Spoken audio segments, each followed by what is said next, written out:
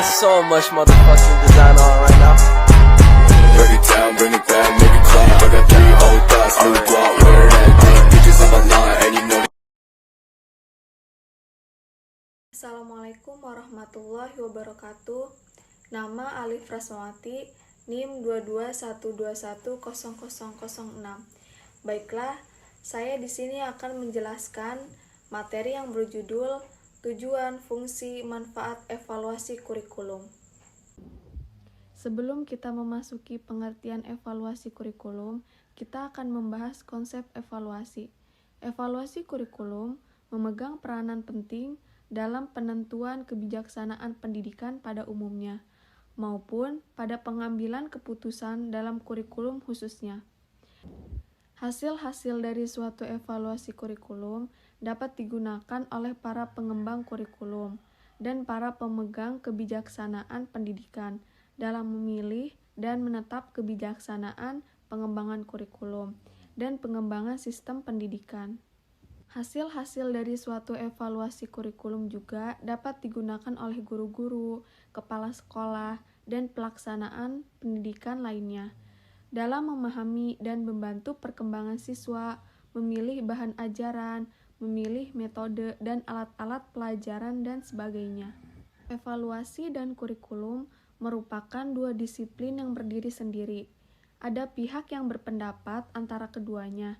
Tidak ada hubungan, tetapi ada pihak lain yang menyatakan keduanya mempunyai hubungan yang sangat erat. Evaluasi merupakan suatu usaha yang luas dan terus-menerus untuk mengetahui hasil-hasil penggunaan isi dan proses pendidikan dalam mencapai tujuan yang telah ditentukan. Evaluasi juga meliputi rentangan yang luas dari yang bersifat informal sampai dengan yang bersifat formal. Selanjutnya, kita akan membahas konsep kurikulum. Kurikulum merupakan daerah studi intelek yang cukup luas. Banyak teori tentang kurikulum. Beberapa teori menekankan pada rencana, yang lain kepada inovasi, kepada dasar-dasar filosofis, dan pada konsep-konsep yang diambil dari ilmu perilaku manusia. Ini menunjukkan betapa luasnya teori-teori tentang kurikulum. Secara lebih sederhana, dapat disimpulkan bahwa teori-teori kurikulum ada yang lebih menekankan pada isi kurikulum, situasi kurikulum, serta organisasi kurikulum. Saya akan menjelaskan pengertian evaluasi kurikulum terlebih dahulu.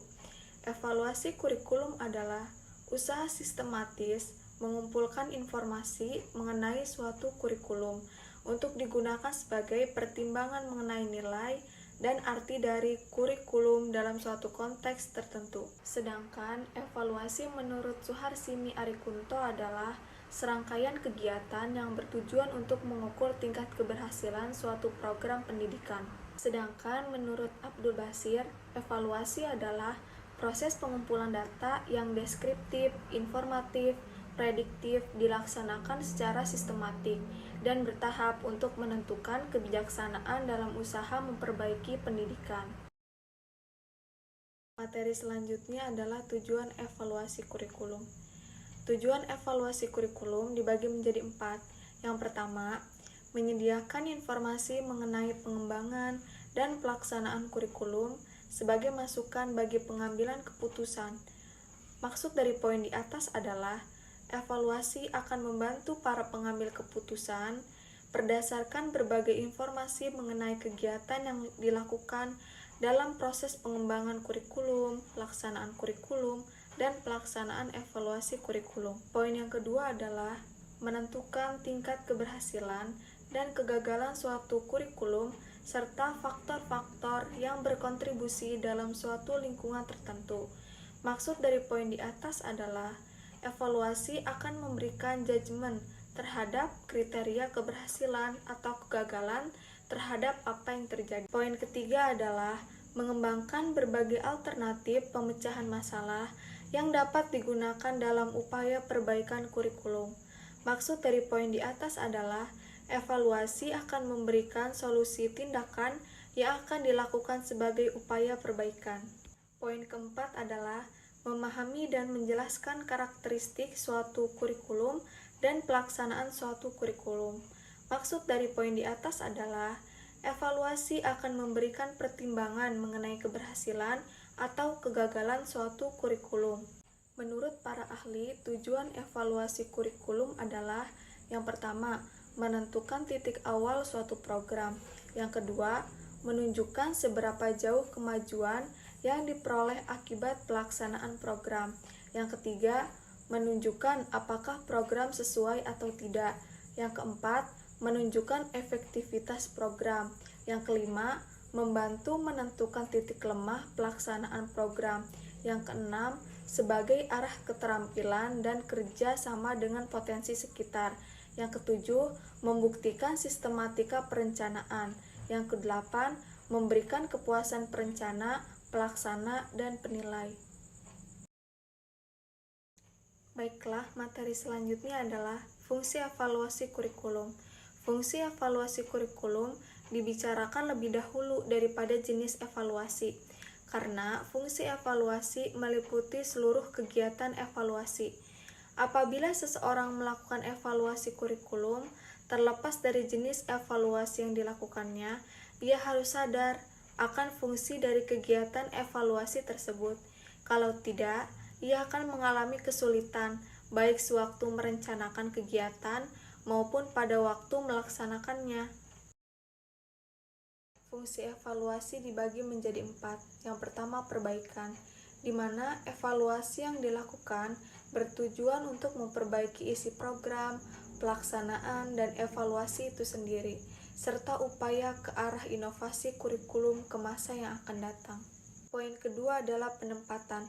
Dalam arti evaluasi kurikulum ditujukan untuk melihat hasil pembelajaran, di mana peserta didik yang mengikuti program kurikulum dalam bentuk pembelajaran akan dipetakan dalam kelompok tinggi, sedang, dan rendah. Poin ketiga adalah penyebaran.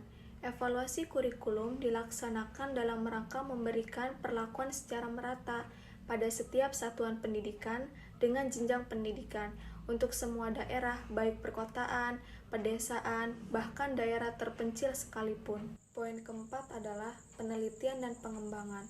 Evaluasi kurikulum dilaksanakan guna melihat dampak atau perubahan-perubahan yang terjadi di masyarakat. Apakah kurikulum tersebut dapat diterima atau masih perlu direvisi bahkan dikembangkan. Dengan mengetahui tujuan evaluasi ditinjau dari berbagai segi dalam sistem pendidikan, maka dengan cara lain dapat dikatakan bahwa fungsi evaluasi ada beberapa hal. Yang pertama, evaluasi berfungsi selektif. Dengan mengadakan evaluasi, guru dapat mengadakan seleksi pada siswanya dengan tujuan memilih siswa yang dapat diterima di sekolah tertentu, untuk memilih siswa yang dapat naik ke kelas, untuk memilih siswa yang seharusnya mendapatkan beasiswa, atau untuk memilih siswa yang sudah berhak lulus. Nomor kedua, evaluasi berfungsi diagnostik. Apabila alat yang digunakan dalam evaluasi cukup memenuhi persyaratan, maka dengan melihat hasilnya, guru akan dapat mengetahui kelemahan siswa dan sebab-sebab kelemahan siswa. Yang ketiga adalah evaluasi berfungsi sebagai penempatan. Untuk dapat menentukan dengan pasti di kelompok mana seorang siswa harus ditempatkan, maka digunakanlah suatu kegiatan evaluasi. Sekelompok siswa yang mempunyai hasil evaluasi yang sama akan berada dalam kelompok yang sama dalam belajar. Yang keempat, evaluasi berfungsi sebagai pengukuran keberhasilan. Fungsi ini dimaksudkan untuk mengetahui sebagaimana suatu program berhasil diterapkan. Keberhasilan program ditentukan oleh beberapa faktor, yaitu faktor guru, metode mengajar, kurikulum, sarana, dan sistem kurikulum. Materi selanjutnya adalah manfaat evaluasi kurikulum. Yang pertama, meningkatkan kemungkinan tercapainya suatu tujuan atau inisiatif. Yang kedua, memastikan sumber daya yang bermanfaat. Yang ketiga, mengidentifikasi apa dan mengapa rencana bisa berhasil atau tidak berhasil. Yang keempat, mengidentifikasi area yang perlu ditingkatkan untuk memberikan layanan terbaik. Yang kelima, menilai sudah tepatkah suatu program dan kebijakan. Keenam, menghasilkan keputusan yang lebih baik. Ketujuh, pengembangan kemampuan sumber daya. Kedelapan, proses penentuan suatu program perlu dilanjutkan atau tidak. Kesembilan, motivasi untuk mengembangkan inisiatif dan meningkatkan kinerja. Kesepuluh, evaluasi merupakan dasar untuk komunikasi yang berkelanjutan antar tim. Dengan adanya evaluasi kurikulum ini, kita dapat mengetahui bahwa manfaat dari evaluasi kurikulum adalah kita dapat mengetahui sejauh mana keberhasilan yang telah dicapai peserta didik selama mengikuti pendidikan dan dapat mengidentifikasi apa dan mengapa program bisa berhasil atau tidak berhasil. Tahapan melakukan evaluasi kurikulum. Menurut Noto Atmojo dalam bukunya, langkah-langkah dalam kegiatan evaluasi meliputi yang pertama, menentukan topik evaluasi sehingga pastikan sudah tahu apa yang akan dievaluasi. Yang kedua, merancang kegiatan evaluasi yang mampu menentukan keberhasilan program. Yang ketiga, menetapkan cara atau metode evaluasi yang akan digunakan. Yang keempat, melaksanakan evaluasi, mengolah, dan menganalisis data hasil evaluasi tersebut. Yang kelima, menentukan keberhasilan program yang dievaluasi berdasarkan kriteria yang telah ditetapkan. Yang keenam, menyusun rekomendasi terhadap program berikutnya berdasarkan hasil evaluasi tersebut. Model atau konsep evaluasi kurikulum dibagi menjadi 4, yaitu yang pertama, konsep measurement. Konsep measurement ini telah memberikan sumbangan yang sangat berarti dalam hal penekanannya terhadap pentingnya objektivitas dalam proses evaluasi.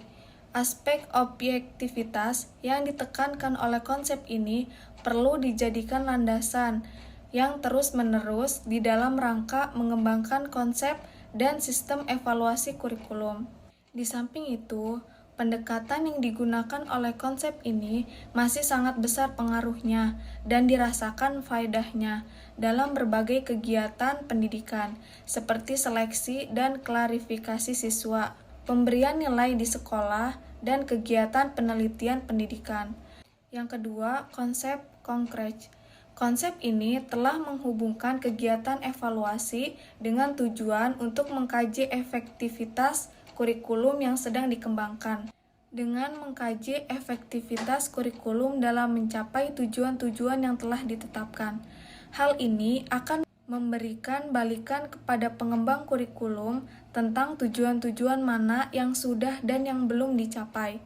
Hasil evaluasi yang diperoleh tidak bersifat relatif, karena selalu dihubungkan dengan tujuan yang hendak dicapai sebagai kriteria perbandingan. Yang ketiga, konsep illumination.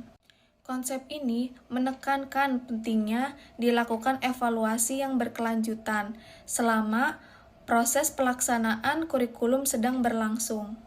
Gagasan yang terkandung di dalam konsep ini memang penting dan menunjang proses penyempurnaan kurikulum, karena pihak pengembangan kurikulum akan memperoleh informasi yang cukup terintegrasi sebagai dasar untuk mengkoreksi dan menyempurnakan kurikulum yang sedang dikembangkan. Di samping itu, jarak antara pengumpulan data dan laporan hasil evaluasi cukup pendek, sehingga informasi yang dihasilkan dapat digunakan pada waktunya. Yang keempat adalah konsep education system evaluation. Konsep ini menekankan peranan kriteria absolut maupun relatif dalam proses evaluasi. Sangat penting artinya dalam memberikan ciri-ciri khas bagi kegiatan evaluasi. Tanpa kriteria, kita tidak akan dapat menghasilkan suatu informasi yang menunjukkan ada tidaknya kesenjangan. Sedangkan informasi semacam inilah yang diharapkan dari hasil evaluasi. Sehubung dengan ruang lingkup evaluasi, konsep ini mengemukakan perlunya evaluasi itu dilakukan terhadap berbagai dimensi program. Tidak hanya hasil yang dicapai, tapi juga input dan proses yang dilakukan tahap demi tahap. Ini penting sekali agar penyempurnaan kurikulum dapat dilakukan pada setiap tahap, sehingga kelemahan yang masih terlihat pada suatu tahap tertentu tidak sampai dibawa ke tahap berikutnya. Sekian presentasi dari saya. Jika ada kata-kata yang kurang nyaman, mohon dimaafkan. Terima kasih. Wassalamualaikum warahmatullahi wabarakatuh.